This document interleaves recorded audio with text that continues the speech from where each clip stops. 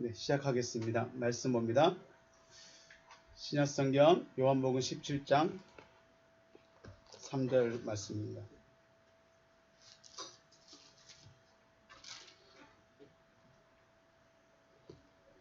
요한복음 17장 3절 4절 말씀 두 절만 보시겠습니다. 요한복음 17장 3절에서 4절 말씀입니다. 제가 우리 같이 봉독합니다. 같이 읽겠습니다. 시작. 영생은 곧 유일하신 참 하나님과 그가 보내신 자 예수 그리스도를 아는 것이니이다. 아버지께서 내게 하라고 주신 일을 내가 이루어 아버지를 이 세상에서 영화롭게 하였사오니. 아멘. 하나님은 영이시죠. 우리가 섬기는 이 믿음의 방식이 영적인 방식일까요? 아니면 육적인 것이 훨씬 더 가까울까요? 여러분 한번 생각해 보시겠습니다. 저도 손뼉치며 찬양하는 거, 숨이 차도록 찬양할 때 또 땀 뻘뻘 흘리면서 방방 뛰면서 찬양하는 거 많이 했었습니다. 하나님이 그렇게 있어야 오시는 분일까요? 그렇게 했을 때 하나님이 찬양을 받으신 걸까요? 하나님이라는 분이 물론 다윗이 바지가 내려갈 정도로 뛰면서 춤을 췄다고 말은 하지만은 구약의 모습을 그대로 따라가면 구약 신앙밖에 안 되잖아요. 또 한번 생각해 보겠습니다. 예수님이 설교를 하실 때 오병이의 말씀을 전하든지 산상수훈의 말씀을 전하실 때 그 무리의 그 군중의 마음에 뭐랄까요? 우리 그 뭐죠? 마음에 호소하셨을까요? 감정에 호소했었을까요? 설교가 사람들의 감정을 움직이고 하나님이 마음 아파하시고 하나님이 뭐 슬퍼하시고 그러니까 우리가 막 이래야 됩니다. 이게 감정에 호소하면 예수님이 감정에 호소한 적이 있으실까요? 그런데 그런 분들의 설교가 훨씬 더 재밌죠. 그럼 뭔가 남는 것 같아. 왜 그럴까요? 우리는 이미 거기에 길들여져 있어요. 내 마음을 좀, 내 감정을 좀 어떻게 건드려 주세요. 우리는 이미 거기에 길들여 있어가지고 으쌰으쌰하자는 그 말에 그리고 내 감정을 건드려주는 그 메시지에 우리는 눈물을 흘려버려요. 예수님이 감정을 호소했다면, 감정에게 호소했다면 설교가 재미있었겠죠. 한번 좀 여러분 스스로가 한번 생각해 보시면 좋지 않을까 생각합니다. 하나님 주님의 설교가 감정에 과연 호소하고 있었을까? 물론 주님이 마음 아파한 적은 있습니다. 예루살렘을 향해서 가슴 아파하고 사람들을 보고 너희들 진짜 너희를 이리 가운데 보낸 양각 같다 막 그러면서 마음 아파한 적은 있지만 설교가 자체가 감정에 호소하지는 않으셨을 것이다 라는 것이 그래서 우리가 잘 들어야 돼요. 그냥 듣고 있으면 안 돼요. 그냥 신앙생활하면 안 돼요. 하나님이 무언가를 말씀하시고 싶은가를 찾아야 돼요. 신앙의 최고의 목적은 뭘까요? 영생이 빠져버리면 하나님을 믿는 믿음에서 하나님을 믿는 신앙에서 생명이 없다. 영생이 없다. 영생에 관한 이야기가 없다. 그거는 다르게 표현한다면 영생을 얻는 것이 하나님의 뜻입니다. 다른 거 없습니다. 생명 얻는 게 뜻이에요. 혹시 주일날 말씀드리겠지만은 너무 비약적인 비유긴 합니다. 부모가잖아요. 우리 부모님이잖아요. 아이가 인큐베이터에 들어가 있어요. 여러분 어떤 마음이에요? 야, 너 커서 돈 많이 벌어라. 너 사랑하는 사람이 되어야 된다. 너 다른 사람을 도와주는 정의로운 사람이 되어야 된다. 이런 거 호소하시겠습니까? 아니면 사람만 나다오. 뭘 흡수하시겠어요? 여러분 우리 부모잖아요. 인큐베이터 안에서 생사를 왔다 갔다 하고 있는 그 꼬맹이 그 아이에게 할 수 있는 말이 뭐예요? 힘내서 살아만 나다오. 그거 외에 다른 거 있는가요? 없어요. 그렇게 봤을 때 우리는 아담이라는 존재는 만들어질 때부터 생명이 있었어요? 없어요? 생명이 없어요. 그러면 아버지 된 하나님의 입장에서 아담에게 요구하고 싶은 게 뭐예요? 야, 너 돈 많이 벌어? 야, 너 진짜 잘 돼야 된다? 너 똑똑해야 된다? 그런 마음이 있겠습니까? 야, 생명나무 먹어서 생명만 얻어라. 그거 하시겠습니까? 하나님의 뜻은 거기 있다는 거죠.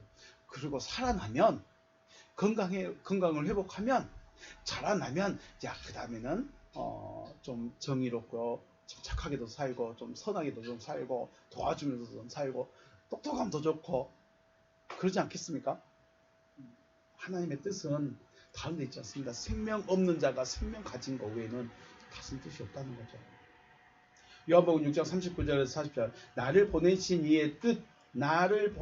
이의 뜻은 내게 주신 자 중에 하나도 내가 잃어버리지 않냐고 마지막 날에 내가 다시 살리는 이것이니라. 아버지의 뜻은 아들이 이 땅에 오신 뜻이 뭐예요? 아들을 보내신 뜻이 아들의 목적이 뭐예요? 아들의 목적은 살리는 거예요. 다시요. 아버지의 뜻은 아들을 보고 믿게 하는 것이고 아들의 목적은 살려주는 거예요. 살리는 거예요. 아들은 뭐 해야 돼요? 살게 해야 돼요. 하나님이 하시면 되죠. 그렇죠. 하나님이 하시는 그 일을 누구에게 맡겼어요? 아들에게 맡기는 거예요. 하나님이 하시는 그 아버지의 생명을 나눠주는 그 일을 누구한테 맡겼어요? 아들한테. 보낸 자한테 맡겼어요.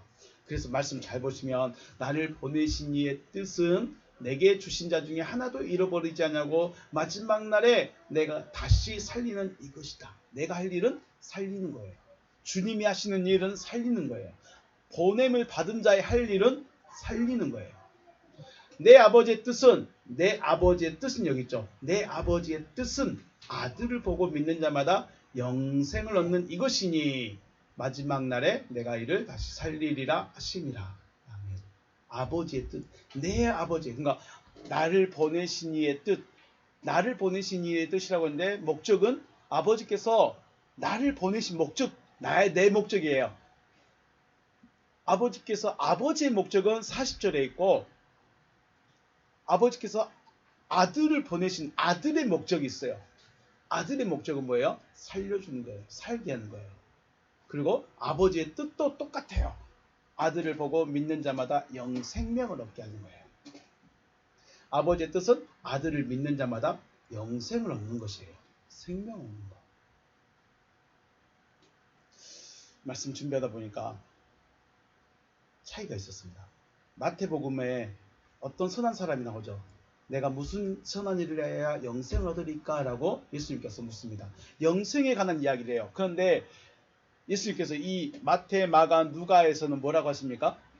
율법을 지켜라. 그리고 나를 따르라 라고 합니다. 공관복음에서는 율법을 지켜라. 그리고 나를 따르라예요. 너의 모든 걸 버리고 나를 따르라. 그런데 요한복음에서는 영생에 대한 이야기를 이렇게 합니다. 니고데모가 왔을 때 뭐라고 그러죠? 니고데모가 특별한 질문도 하지 않았는데 예수님께서 니고데모야, 사람이 거듭나지 않으면 천국 못 간다. 하늘나라에 갈 수 없다라고 딱 선언해줘요. 차이가 느껴지십니까? 주님의 대답이 달라요. 똑같은 영생에 대한 질문을 하는데 마태, 마가, 누가, 공관복음서에서는 열심히 율법을 지키고 나를 따라오세요 라고 말했다면 요한복음서에서는 바로 말해버립니다. 거듭나야 돼. 대답의 수준이 다르죠. 듣는 수준이 다릅니다. 똑같은 니고데모일 수 있지만 공관복음에서의 대답과 요한복음에서의 대답이 다릅니다. 그리고 공관복음에서는 대놓고 생명에 대한 이야기를 별로 안 하셔요. 그런데 요한복음에서는 대놓고 생명에 대해 이야기하세요. 다릅니다. 이게 질문에 대한 주님이 말씀해주고 싶은 것에 대한 질문의 수준이 대답의 수준이 다릅니다.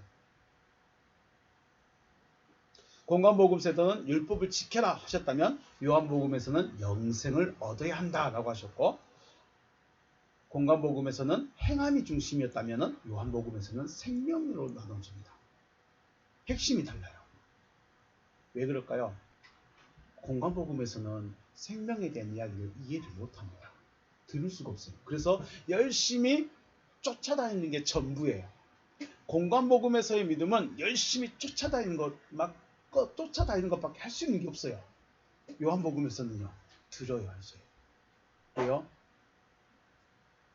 그리스도께서 안에 들어가시기 때문에, 말씀이 안에 들어가기 때문에 다릅니다. 그래서 공관복음서적인 믿음에서 요한복음서적인 믿음으로 반드시 발전이 이루어져야 돼요. 똑같이 봐서도 안 되고 머물러 있어서 안 돼요. 공관복음에서의 믿음에서 요한복음의 믿음으로 발전돼야 돼요. 그리고 그 발전된 믿음은 반드시 영생으로 나타나줘야 돼요. 믿음이 자라나긴 자라나는데 생명이 없는 믿음은 의미가 없습니다. 생명이 없는 믿음은 아무리 열심히 해서도 광야밖에 못 가요. 생명이 없는 믿음은 아무리 믿음이 특심이어도 가나안에 못 들어가요. 중요한 건 가나안에 못 들어갔다는 것은 하나님이 나중에 넣어주겠지 절대로 할 수가 없습니다. 그래서 믿음에서 영생이 빠져버렸다. 믿음의 모든 메시지에서 생명이 없다. 믿음의 모든 메시지에서 영생에 관한 이야기가 없다. 생명에 관한 이야기가 없다. 그러면 한 번쯤은 돌아보셔야 됩니다. 아버지의 뜻은 아들을 보고 믿는 자마다 영생을 얻는 것입니다. 아들의 목적은 뭐예요? 아들의 목적, 하나님께서 아들을 보내신 목적도 살리는 거예요. 아들아, 네가 가서 생명 줘서 살려라. 이게 아버지께서 아들을 향한 목적이에요. 근데 그 목적을 누구한테도 지금 주시는 거예요? 나한테도 주시는 거예요. 예수 그리스도 예수로 그 사명이 끝나버렸다면 우리는 영생 못 얻어요. 왜냐하면 그를 만나야 돼요. 그를 만나서 그에게로부터 생명을 공급받아야 되는데 그가 없어요. 그러니까 생명을 줄 수가 없어. 그런데 다행스러운 게 뭐예요? 하나님은 말씀을, 타 흐레마타 말씀을 가진 자들의 하나씩 이어간다는 거예요. 이 비밀을 발견하고 찾아간 사람들이 있다는 거예요. 그런데 너무 작아. 주님의 입장에서 온 이스라엘 쫓아다니면서 타 흐레마타 말씀을 흘려보내고 있는데 그것을 받아먹는 사람이 어쩌다 한번 나오면 그 사람 귀할까요? 안 귀할까요? 주님의 입장에서 엄청 귀하겠죠. 그 사람이 저와 여러분 되시길 주님의 이름으로 축복합니다. 내가 타 흐레마타의 말씀을 받았으면 그걸로 빨리 자라나서 내가 그 일을 해줘야 돼요. 아버지께서 하시고 싶었던, 아버지께서 아들을 보내셔서 하시고 싶었던 그 일을 지금 이 시대에서 누가 해야 돼요? 내가 해야 하는 거예요. 영생을 얻는 믿음이 되기 위해서는 아들을 만나야 돼요. 내가 믿음이 특심이고 내 전 재산을 바칠 수 있고 내 모든 걸 다 내어놓는데도 사랑이 없으면 뭐예요? 아무런 유익이 없다는 그 말이 뭔 말일까요? 내가 사랑이 넘쳐서 사랑을 하는 게 아니라 사랑이 안 되면 의미가 없는 거예요. 전 재산을 바쳤습니다. 내 인생을 바쳐버렸습니다. 내 자식을 바쳤습니다. 내 부모를 바쳤습니다. 그런데 사랑이 안 되면 의미 있어요? 없어요? 그럼 자기 거예요. 하나님은 상관없다는 거예요. 그러면 비록 재산을 못 바쳤어요. 내가 내놓을 것이 없어요. 그런데 타흐레마타의 말씀을 받아서 아들이 되어버리면 그게 최고죠. 아들은 육체의 예수가 아닌 하나님의 보내신 자입니다. 하나님의 보내신 자는 누구의 말을 해요? 하나님의 말을 해요. 하나님의 말을 한다는 것은 설교를 잘한다는 것이 아니라 하나님의 뜻을 그대로 전해야죠. 다른 거 있습니까? 하나님이 여러 가지 일이 있어요. 각 시대마다 각 사람에게마다 맡겨진 일이 있는데 그 모든 것은 다 생명으로 연결됩니다. 거기서 벗어나면 안 돼요. 목사라는 타이틀이 전부가 아닌데 하나님이 보내신 자는 누구의 말을 해야 돼요? 하나님의 말. 내가 말하니까 하나님의 말이 아닌 거예요. 하나님의 뜻이 무엇인지를 알아야 하나님의 말씀을 할 수 있는 거죠. 다시 하나님은 육체를 보내시는 것이 아니라 뭘 보내요? 말씀을 보내셔요. 말씀을. 그러므로 말씀을 볼 수 있어야 한다는 것은 아들의 말을 들을 수 있어야 된다. 아들의 말을 들을 수 있어야 된다. 아들의 말은 바로 타흐레마타의 말씀을 들을 수 있어야 된다. 다른 거 없습니다. 그 모든 말이 어디에 연결돼요? 생명이에요. 생명. 요한복음 6장 63절 살리는 것은 영이니 유구무익하니라. 내가 너에게 이런 말은 영이요 생명이다. 너무 중요한 말씀입니다. 살려주는 것은 영입니다. 우리를 살게 하는 것은 뭐예요? 영이에요. 내가 죽느냐 사느냐는 밥을 먹었냐 안 먹었냐가 아니라 영이냐 영이 아니냐 문제예요. 물론 이 영도 하나님으로부터 오는 영이어야 돼요. 그래서 요한일서 4장에서는 야 영을 다 믿지 말고 하나님께 속하였는가 하나님께 속하였는가 그 영을 시험해라. 그리고 마태복음 4장에서는 뭐라고 하죠? 하나님의 입으로부터 나오는 그 모든 말씀으로 인하여 살 것이다. 그러면 살게 해주는 건 뭐예요? 영이에요. 우리를 살게 하는 것은 영이에요. 그 영이 뭐예요? 내가 너에게 말하고 있는 그 말. 여기 나오는 내가 너에게 말하고 있는 그 말이 타흐레마타가 영이다. 그러면 살게 해주는 것은 뭐예요? 타흐레마타예요. 로고스가 아니에요. 성경책이 아니에요. 타흐레마타예요. 요한복음 6장 63절을 정리를 잘 한번 해보십시오. 살려주는 것은 나를 살게 하는 건 뭐예요? 영이에요. 근데 그 영을 뭐라고 그래요? 내가 너희에게 말하고 있는 그 말이 영이다, 생명이다. 그래서 그 말이 바로 타흐레마타 말씀인 것이죠. 타흐레마타 말씀이 영이에요. 타흐레마타 말씀이 생명이에요. 그러면 생명을 다른 데서 찾으면 될까요? 안 될까요? 안 돼요. 세례 받았다고 생명이 왔을까요? 성경 공부 프로그램 맞췄다고 생명이 왔을까요? 안수 받았다고 생명이 올까요? 절대 안 옵니다. 절대 안 와요. 생명은 뭘로 받아요? 뭐예요? 내가 너에게 이르는 그 말. 내가 너에게 말하고 있는 그 말. 그게 생명이에요. 주님으로부터, 즉 아들로부터 흘러나오는 그 말씀, 이게 뭐라고? 타흐레마타 말씀 자체가 영이에요. 그리고 말씀 자체가 생명이다라는 거죠. 그래서 생명을 얻는다는 것은 어떤 특별한 무언가를 얻는 것이 아니라 말씀 자체, 그 말씀 자체를 얻는 겁니다. 그래서 그 말씀을 내가 들었습니다. 타흐레마타 말씀을 들었습니다. 그럼 나는 뭘 가지고 있는 거예요? 생명을 가지고 있는 거예요. 그런데 생명을 가지고 있는데 내가 생명을 가졌는지 안 가졌는지 몰라. 왜 그럴까요? 내가 생명을 가졌을까? 생명을 가졌으면 어떻게 될까요? 그래서 지난 시간에 우리가 살아있다, 죽었다의 표현을 어떻게 할 수 있을까라는 질문을 했었어요. 지난 시간 녹화해놨을 때 여러분 살아있습니까?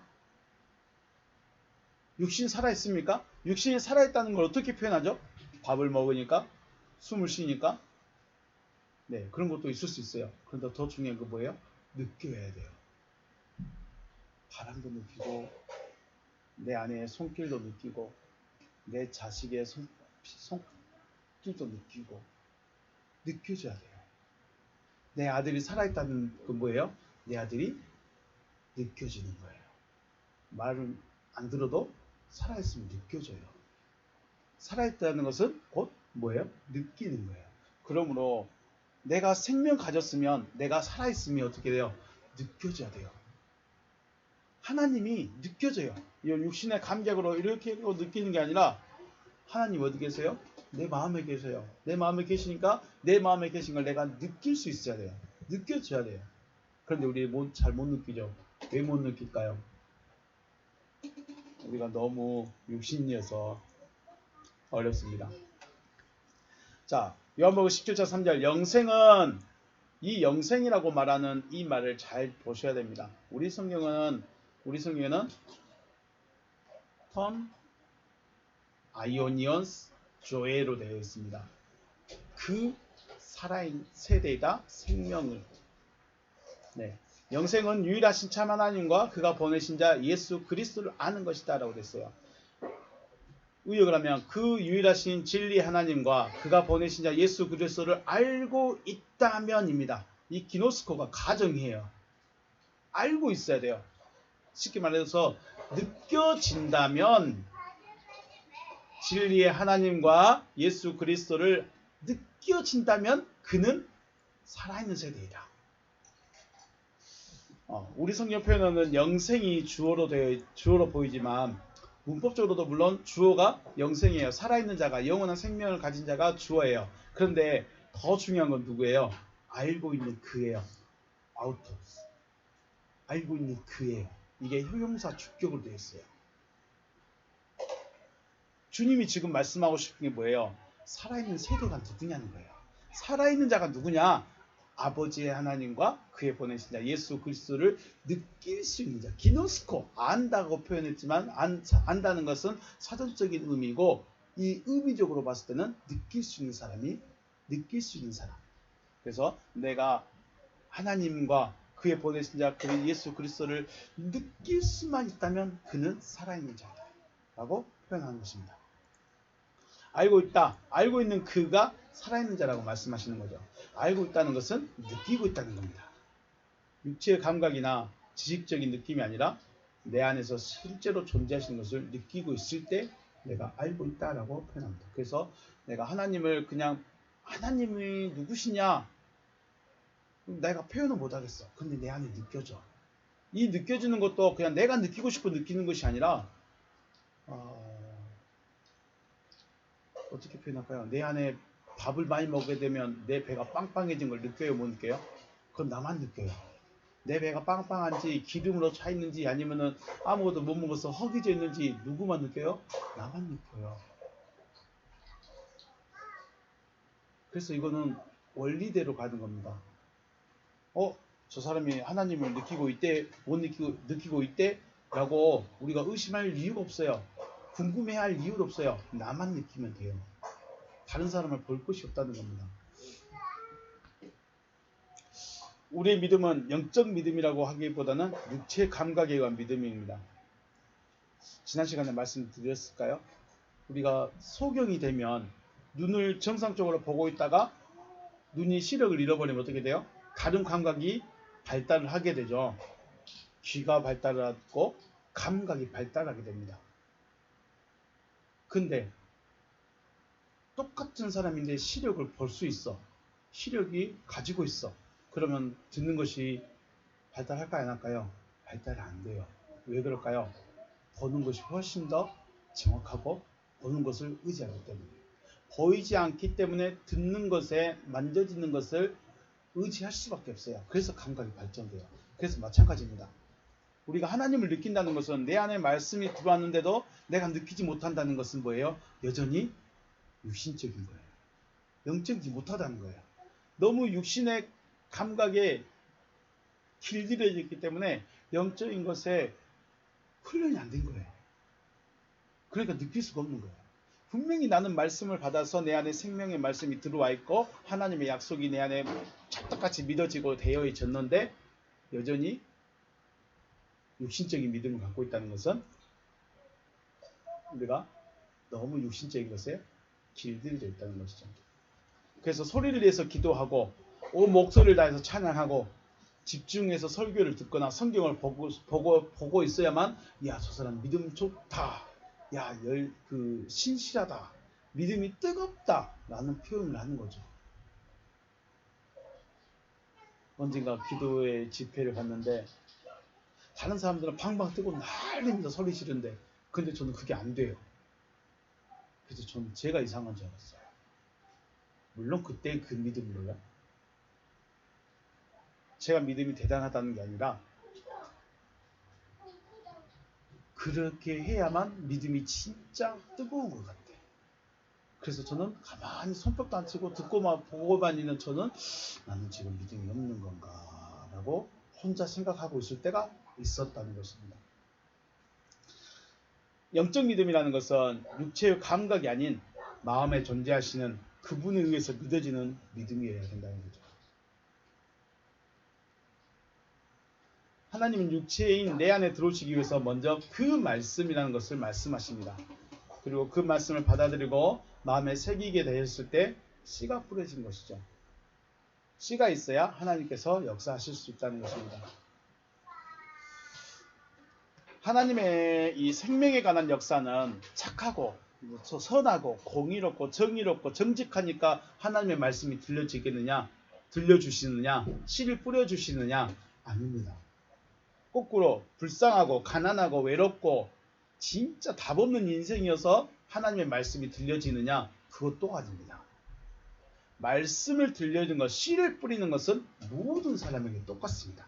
착한 사람이든 나쁜 사람이든 불량한 사람이든 양심적인 사람이든 그건 상관없습니다.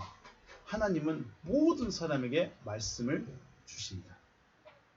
다만 그 말씀을 어떻게 받아들이고 간직하고 있느냐에 따라서 하나님의 역사하심이 다르다는 거예요. 쉽게 말해서 확률적으로 따졌을 때 착하고 선한 사람이 하나님의 말씀이 간직하고 있을 확률이 더 높겠죠. 확률적으로 따졌을 때, 우리 인간적인 확률로 따졌을 때 교회 안 다니는 사람보다는 다니는 사람이 하나님의 말씀을 들을 수 있는 그 말씀을 들을 수 있는 확률이 높고요. 또 교회 다니고 있어도 자기 생각과 이익에 딱 갇혀 있는 사람이 있는가 하면 무슨 말한가 들어오다 보자 하고 있는 사람이 들을 수 있는 확률이 높다는 거예요. 우리 인간적으로 봤을 때요. 그런 것이지 뭐 착하니까 들려주고 불량하니까 안 들려주고 나는 나쁘니까 안 들려주고 나는 돈이 없으니까 안 들려주고 나는 불쌍하니까 들려주고 그런 거 절대 없습니다. 하나님은 모든 사람에게 똑같습니다. 말씀을 전하는 건 똑같습니다. 다만 내가 그 말씀을 어떻게 처리하냐에 따라 다릅니다.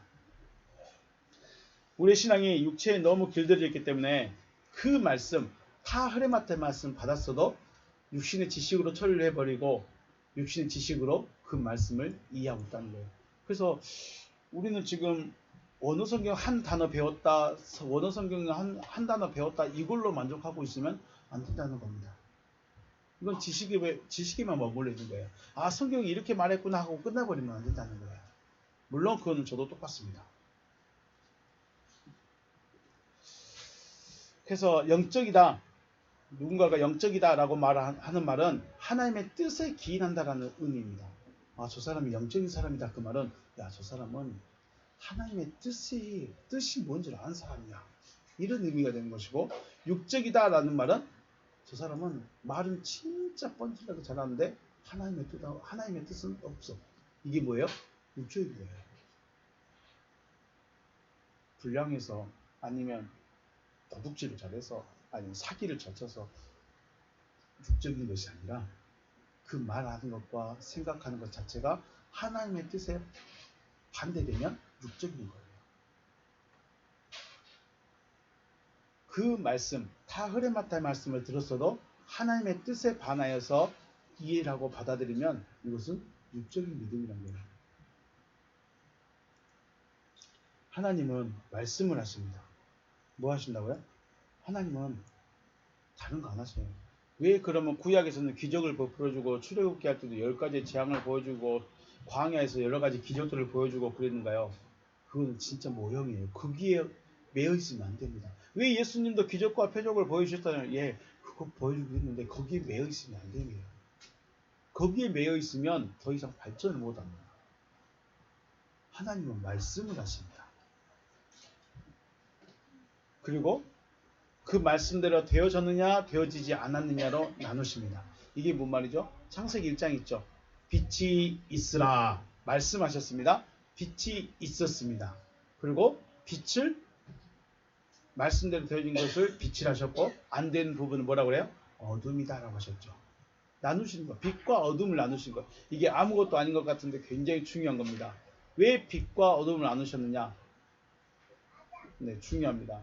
말씀대로 되어졌으면 뭐예요? 빛이에요. 말씀대로 되어졌으면 빛이기 때문에 구원이에요. 거꾸로 말씀대로 되어지지 않았다면 그대로 있는 거예요. 어둠 그대로 있는 거예요. 이게 뭐예요? 나눠버리는 게 심판인 것이죠.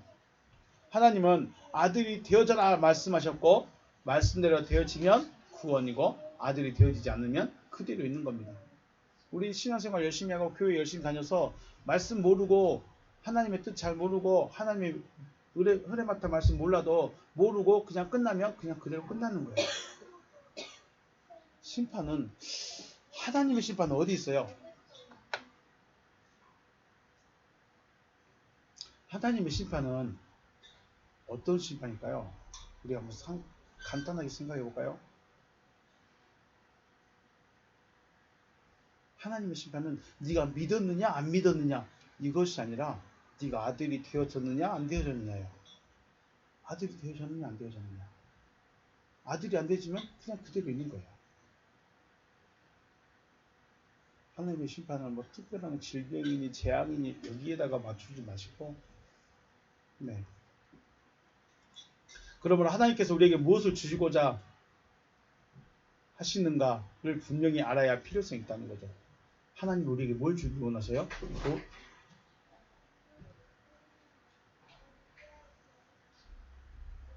하나님 우리에게 뭘 주기를 원하세요? 하나님은 우리에게 생명 주기를 원하십니다. 다른 건 없습니다. 생명 주기를 원하시고 요한복음에서는 이 생명에 대해서 강조하고 계시다는 것을 이해하시길 바라겠습니다. 4절 말씀입니다. 아버지께서 내게 하라고 주신 일을 내가 이루어 아버지를 이 세상에서 영화롭게 하였습니다. 에고세 에독사사 에피테스게스 내가 당신을 영화롭게 하였습니다. 어디서 영화롭게 했을까요? 에피테스게스 땅 위에서. 땅 위에서 내가 당신을 영화롭게 하였습니다. 터 엘곤 에텔레이오사 그 일을 내가 이루었습니다. 데도카스 뭐이 티나 포이에소 나에게 행하라고 하셔서 주신 일을 당신이 나에게 주신 그 일을 내가 이루어서 행하였습니다. 정리하면 내가 당신이 나에게 주신 그 일을 내가 이루어 행하여 이 땅 위에서 당신을 영화롭게 했습니다. 라고 주님이 지금 고백하고 있습니다. 주님의 기도에서 하늘 안에서와 같이 땅 위에서 당신의 이름이 거룩히 여김을 받으셨으며 당신의 나라가 임하셨으며 당신의 뜻이 이루어졌습니다. 라고 주님의 기도에서 시작을 하죠. 이게 전부입니다. 하나님의 뜻이 땅 위에서 이루어져야 하나님의 영광이 되는 거예요. 하나님의 뜻이 땅에서 안 이루어지면 하나님께 영광이 아닌 거예요. 하나님을 영화롭게 한다는 게 뭐예요? 땅 위에서 하나님의 뜻이 이루어져야 돼요. 더 직설적으로 표현하면 땅에게 하나님의 뜻이 이루어져야 돼요. 자, 이게 무슨 말이냐? 하늘이란 존재는 어떤 상태예요? 하늘이란 존재는 하나님의 뜻이 이루어진 상태이기 때문에 하늘은 항상 하나님을 영화롭게 하고 있는 상태예요. 그래서 그가 누구예요?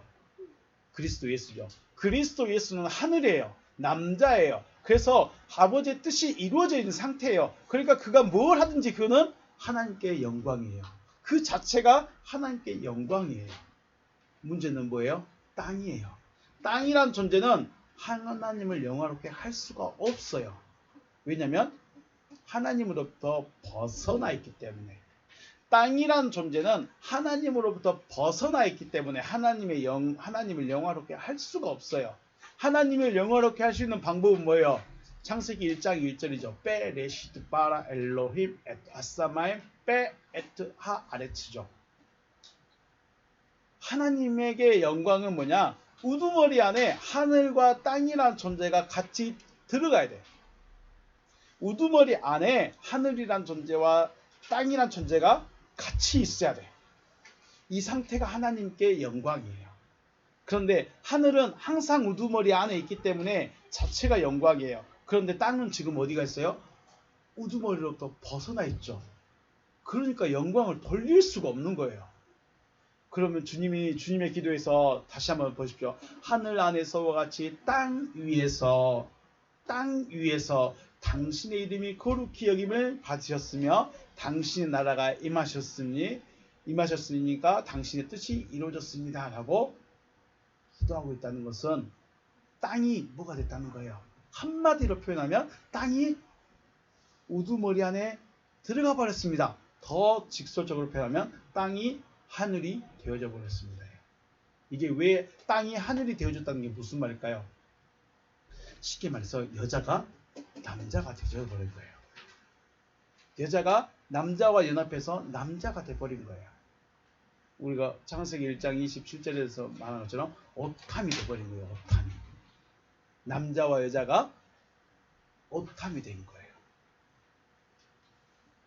그래서 영광입니다. 하나님이. 그렇게 했을 때 하나님이 영광을 받으신다는 거예요. 그렇다면 하나님의 아들이신 그리스도 예수의 할 일은 뭐였죠? 내게 하라고 주신 일을 내가 이루었습니다죠. 땅 위에서. 그래서 그리스도 예수가 하신 일이 뭐냐면 땅 위에서 하나님의 영광이 나타날 수 있는 일을 하는 겁니다. 땅 위에서 하나님의 영광이 나타날 수 있는 그 일이라는 것은 땅이 하늘이 되게 하는 것이 아들의 일이에요.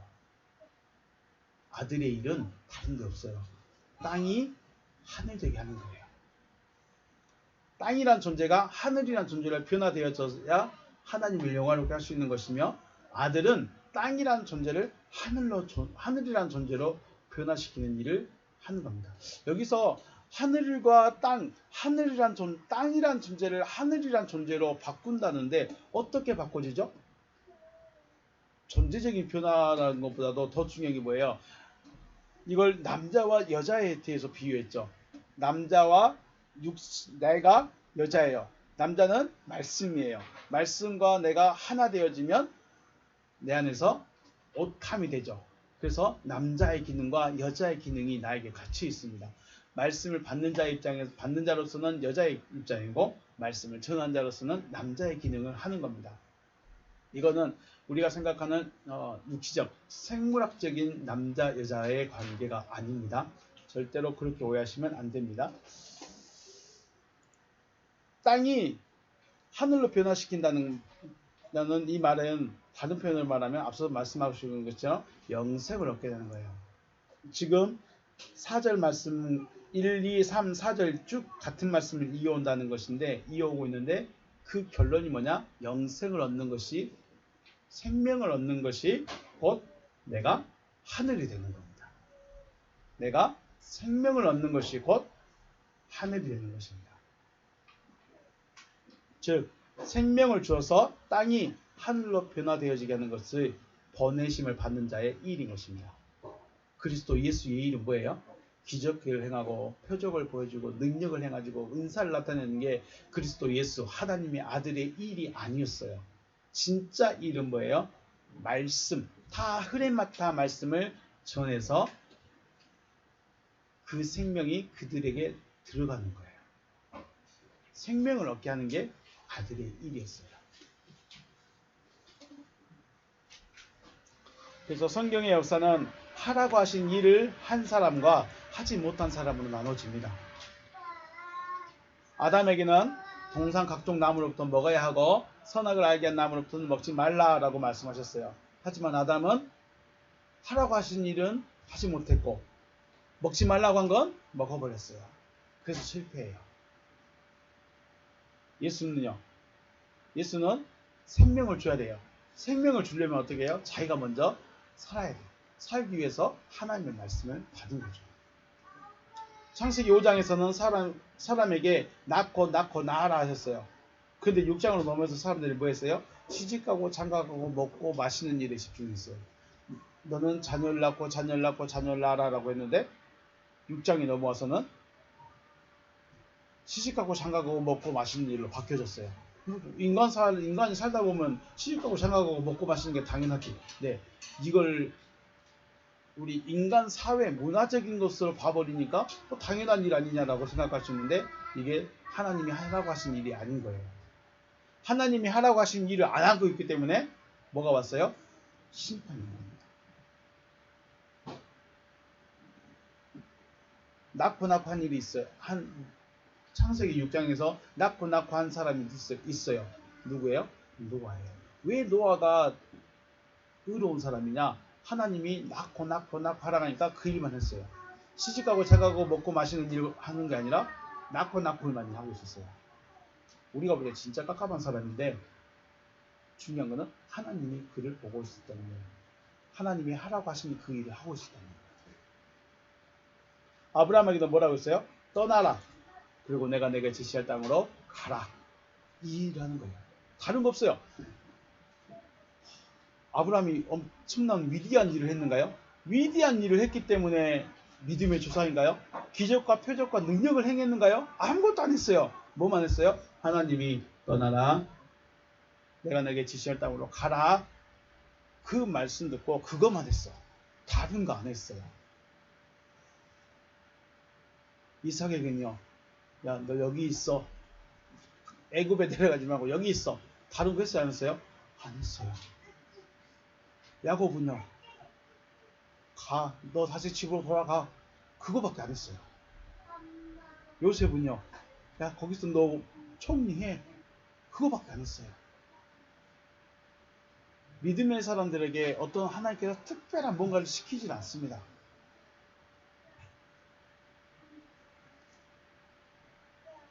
물론 다윗과 같이 전쟁을 하고 나라를 지키고 이런 일은 이제 그 시대에 맞춰서 하게 되지만 더 중요한 것은 하나님께서 정하신 일이 있다는 거예요.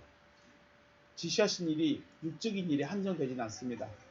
분명히 사사들이 전쟁을 하고 싸우고 있는 것은 육적인 일이지만은 하나님께서 하라고 하신 일을 했다는 거예요. 우리가 하나님 앞에 순종이 뭐냐? 순종이 뭘까요? 순종은 시키는 대로 하는 것은 복종입니다. 시키는 대로 하는 건 복종이에요. 그러면 순종은 뭐예요? 하라고 하신 그 일을 하는 거예요. 순종은 하라고 하신 그 일을 하는 겁니다. 그럼 내가 아직 할 일이 뭔지 모르겠고 나에게 말씀 안 했다면 나는 기다려야 돼요. 내가 뭔가를 나서면 안 되고 내가 뭔가를 나서서 시작해도 안 돼요.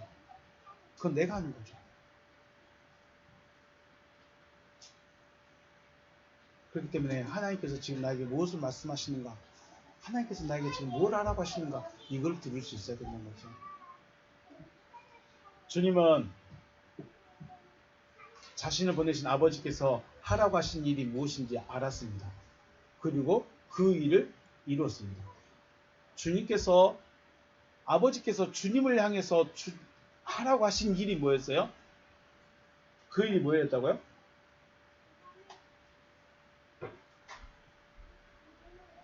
땅이 하늘 되게 만드는 것. 자기에게 있는 생명을 전해줍니다. 감정에 호소해서 한 것이 아니라 그가 어떤 사람이 되지 간에 바리새인이었던 사두개인이었던 율법사였던 제사장이었던 상관이 있어요? 없어요? 없어요. 일단 전했어요. 일단은 어부가 됐든 농부가 됐든 장사꾼이 됐든 누가 됐든지 간에 말씀은 그대로 전했습니다. 다만 받는 사람이 이것을 어떻게 처리하냐에 따라 달라졌습니다. 중요한 것은 들을 수 있는 사람도 있고 안 듣는 사람도 있고 모르는 사람도 있고 아는 사람도 있고, 그래서 아버지께서 하라고 하신 일을 하는 것 뿐입니다. 그리고 그 일을 했을 때 하나님을 영화롭게 하는 것입니다. 내가 뭔가를 해서 내가 뭔가를 하기 때문에 하나님의 영광이 아니라 하나님이 나에게 하라고 하신 그 일을 알아야 돼요. 그래서 결론은 하나님을 알아야 돼요. 결론은 하나님을 알아야 되고 그 아들이 누군지를 알아야 되고 무엇을 위해서 보냈는가를 알아야 돼요. 그래서 3절 말씀에 보면 영생은 곧 유일하신 참 하나님과 그가 보내신 자가 누군지를 알아야 돼요. 무엇을 위해 보내셨고 어디로 보내셨는가를 알아야 돼요. 우리는 단순하게 예수 그리스도라고 해버리면은 답이 안 나버립니다. 지난 시간 말씀드리셨죠. 그가 누구에게 보내셨느냐, 어디에 보내셨느냐, 나에게 지금 찾아오셨느냐. 세상에 오신 예수 해버리면 나와 상관이 있어요, 없어요? 없어요. 없을 확률이 훨씬 높아요. 지난 시간에 말씀드렸듯이 과부가, 유대 땅에 과부가 있을까요, 없을까요? 유대 땅에 과부 있었겠죠. 그런데 왜 주님이 사마리아 여자 그 과부 찾아갔을까요? 왜 유대에 있는 병자들은 놔두고 다른 지역을 찾아갔을까요? 왜요? 그게 곰곰이 따지고 보면 모든 사람의 메시아가 아닐 수 있다는 거예요. 참는 자의 메시아예요. 메시아는 참는 자예요. 하나님의 말씀은 듣고자 한 자의 것이에요. 그래서 세상에 보내셨지만 그 세상이 내가 아니면 나와 상관없어요. 다만 그 세상이 내가 되어졌을 때 나에게 오시는 거죠. 오늘 4절 말씀, 아버지께서 내게 하라고 주신 그 일을 내가 이루어 아버지를 이 세상에서 영화롭게 하였습니다. 아버지께서 세상에서 하라고 하신 일이 있습니다. 그 일이 이루어졌을 때 하나님이 영화롭게 됩니다. 그렇다면 저와 여러분들도 먼저 하나님을 영화롭게 하기 위해서는 내가 하나님을 알아야 되고, 하나님께서 보내신 말씀을 알아야 되고, 내가 그 말씀을 들을 수 있어야 되고, 그 말씀이 나에게 이루어져야만이 하나님께 영광이 된다는 것입니다. 저와 여러분이 한 걸음씩 한 걸음씩 자라나지 않는 것 같지만 자라나게, 가랑비 옷 젖듯이 한 걸음씩 한 걸음씩 하나님께 나아가시기를 주님의 이름으로 축복합니다. 네, 오늘 여기서 마치겠습니다. 수고하셨습니다.